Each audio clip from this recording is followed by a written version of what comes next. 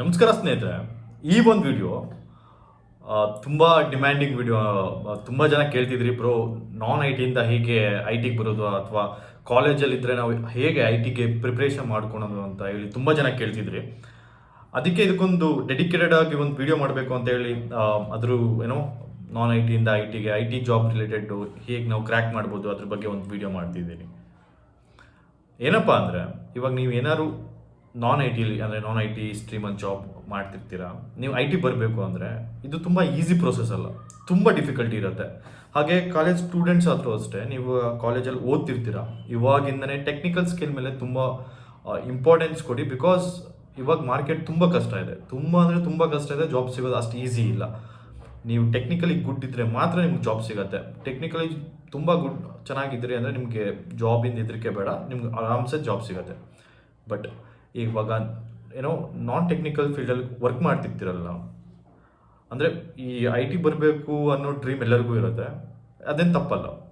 But ಅದು process ತುಂಬ difficulty ಇರುತ್ತೆ. ಅಂದರೆ ಐ ಟಿ ಜಾಬ್ ಏನೋ ಐ ಟಿ ಜಾಬ್ ಮಾಡಬೇಕು ಅಥವಾ ಐ ಟಿ ಜಾಬಿಗೆ ಸ್ವಿಚ್ ಆಗಬೇಕು ಅಂದಾಗ ಇದ್ರ ಮಧ್ಯ ನಾವು ಏನೇನು ಪ್ರಿಪೇರ್ ಆಗಬೇಕು, ಯಾವ್ಯಾವ ಥರ ಇಂಟರ್ವ್ಯೂಗಳು ಕೊಡಬೇಕು, ಇದು ತುಂಬ ಸ್ವಲ್ಪ ಡಿಫಿಕಲ್ಟಿ ಆಗಿರುತ್ತೆ. ತುಂಬ ಅಂತಲ್ಲ, ಡಿಫಿಕಲ್ಟಿ ಆಗಿರುತ್ತೆ. ಬಟ್ ಹಾಗಂತ ಸ್ವಿಚ್ ಮಾಡೋಕ್ಕೆ ಆಗದೇ ಇಲ್ವಾ?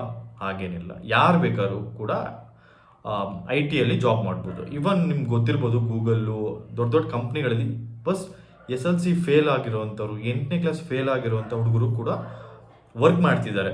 ಬಟ್ ಹಿಯರ್ ನೀವು ಏನು ಮಾಡಬೇಕು ಅಂದರೆ ನಿಮ್ಮ ಟೆಕ್ನಿಕಲ್ ಸ್ಕಿಲ್ಲನ್ನು ಇಂಪ್ರೂವ್ ಮಾಡ್ಕೋಬೇಕು.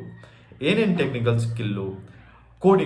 Coding skill. ಅಂದರೆ ನೀವು ಇವಾಗ ಒಂದೇ ಸತಿ ಜಾಬ್ ಬಿಟ್ಟು ಸ್ಟಡಿ ಮಾಡಿ ಅಂತಲ್ಲ, ನೀವು ಇವಾಗ ಯಾವ ಜಾಬ್ ಮಾಡ್ತಿರ್ತೀರಲ್ವ, ಸ್ವಲ್ಪ ಕಷ್ಟಪಡಿ. ಏನೋ ಐ ಟಿ ರಿಲೇಟೆಡ್ ಏನೇನು ನಿಮ್ಗೆ ಯಾವ ಐ ಟಿಯಲ್ಲಿ ತುಂಬ ಏನೋ ಡೊಮೈನ್ಗಳಿರುತ್ತೆ, ಅದರಲ್ಲಿ ಒಂದು ಡೊಮೈನ್ ಚೂಸ್ ಮಾಡಿ, ನಾನು ಈ ಡೊಮೈನಿಗೆ ಹೋಗಬೇಕು. ಲೆಟ್ಸ್ ಸೇ ಪೈಥಾನ್ ಡೆವಲಪರ್ ಆಗಬೇಕಾ, ಅಥವಾ ಡೆವಾಪ್ಸ್ ಆಗಬೇಕಾ, ಡೆವಲಪರ್ ಆಗಬೇಕಾ, ಫ್ರಂಟ್ ಎಂಡ್ ಆಗಬೇಕಾ, ಬೇಜಾನಿದೆ ಆಯಿತಾ. ಅದರಲ್ಲಿ ಒಂದು ಸ್ಟ್ರೀಮ್ ಫೋಕಸ್ ಮಾಡಿ ಅದ್ರ ಬಗ್ಗೆ ಏನೋ ನಿಮ್ಮ ಸ್ಕಿಲ್ಲನ್ನು ಏನೋ ಇಂಪ್ರೂವ್ ಮಾಡ್ಕೊತ ಹೋಗಿ. ಒಂದು ಒಳ್ಳೆ ನಾಲೆಡ್ಜ್ ಅದ್ರ ಬಗ್ಗೆ ಏನೋ ಆ ಪರ್ಟಿಕ್ಯುಲರ್ ಡೊಮೈನ್ ಬಗ್ಗೆ ನಿಮಗೆ ಬಂದಾಗ ನೀವೇನು ಮಾಡ್ಬೋದು, ಸ್ಟಾರ್ಟಪ್ಗಳಿಗೆ ಅಪ್ಲೈ ಮಾಡಿ. ಸ್ಟಾರ್ಟಪ್ ಅಂದರೆ ಒಂದು ಕೆಲವು 50-100 ಎಂಪ್ಲಾಯಿ ಇರ್ತಾರಲ್ವ, ಅಲ್ಲಿ ಆಪರ್ಚುನಿಟಿ ತುಂಬ ಸಿಗುತ್ತೆ, ಬೇಗ ಸಿಗುತ್ತೆ. MNCಗಳಲ್ಲಿ ನೀವು ಏನು ಓದಿರ್ತೀರಾ, ಎಕ್ಸ್ಪೀರಿಯನ್ಸ್ ಅವೆಲ್ಲ ನೋಡ್ತಾರೆ.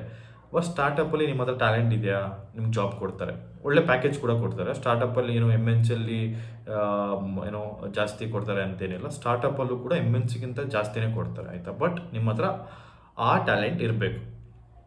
ನೀವೇನು ಮಾಡಬೇಕು, ಸ್ಟಾರ್ಟಪ್ಪಿಗೆ ಸೇರ್ಕೊಂಡ್ಮೇಲೆ ಅಲ್ಲಿ ತುಂಬ ಸ್ಟ್ರಗಲ್ ಇರುತ್ತೆ. ಹಾಗಂತ ನಾವು ಮಧ್ಯದಲ್ಲೇ ಬಿಡಬಾರ್ದು. ಯಾಕಂದರೆ ಒಂದು ಜಾಬಲ್ಲಿ ಕಂಫರ್ಟ್ ಝೋನ್ ಇರುತ್ತಲ್ವ, ಬೇರೆ ಸ್ಟ್ರೀಮ್ ಬಂದಾಗ ಅದು ಸ್ವಲ್ಪ ಕಷ್ಟ ಆಗುತ್ತೆ. ಬಟ್ ಬಿಡಬಾರ್ದು ಯಾವುದೇ ಕಾರಣಕ್ಕೆ. ಯಾಕೆಂದರೆ ಇದೆಲ್ಲ ನಿಮ್ಗೆ ಏನನ್ಸುತ್ತೆ, ಸ್ಟ್ರಗಲ್ಗಳು ನಿಮಗೆ ಏನೋ ಬೆಟರ್ ಪರ್ಸನ್ ಮಾಡುತ್ತೆ. ಅಂದರೆ ಒಳ್ಳೆ ಡೆವಲಪರ್ ಮಾಡುತ್ತೆ, ಅಥವಾ ಒಂದು ಒಳ್ಳೆ ಎಕ್ಸ್ಪೀರಿಯನ್ಸ್ಡ್ ಪರ್ಸನ್ ಆಗಿ ಮಾಡುತ್ತೆ. ಇವೆಲ್ಲ ಕನ್ಸಿಡರ್ ಮಾಡಿದಾಗಲೇ ನಿಮ್ಗೊಂದು ಒಳ್ಳೆ ಎಕ್ಸ್ಪೀರಿಯನ್ಸ್ ಆಗುತ್ತೆ. ಅದಾದಮೇಲೆ ನಿಮಗೆ ಒಂದು ಗೊತ್ತಾಗುತ್ತೆ ಐ ಟಿಯಲ್ಲಿ ಹೇಗೆ ಯಾವ ಥರ ಒಳ್ಳೆ ಗುಡ್ ಪ್ಯಾಕೇಜ್ ತೊಗೋಬೋದು, ಎಲ್ಲ ನಿಮಗೆ ಗೊತ್ತಾಗುತ್ತೆ. ಬಟ್ ಯಾರು ಒಳ್ಳೆ ಜಾಬಲ್ಲಿ ಇದೆಯಲ್ಲ ಇವಾಗ ನಾನ್ ಐ ಟಿಯಲ್ಲಿ ಸ್ವಿಚ್ ಮಾಡಬೇಕು ಅಂದರೆ ನಾನು ಯಾರಿಗೂ ಪ್ರಿಫರ್ ಮಾಡಲ್ಲ. ಪ್ಲೀಸ್ ನೀವು ಎಲ್ಲಿ ನಾನ್ ಐ ಟಿಯಲ್ಲಿ ಇದ್ದರೂ ಅಲ್ಲೇ ಇರಿ.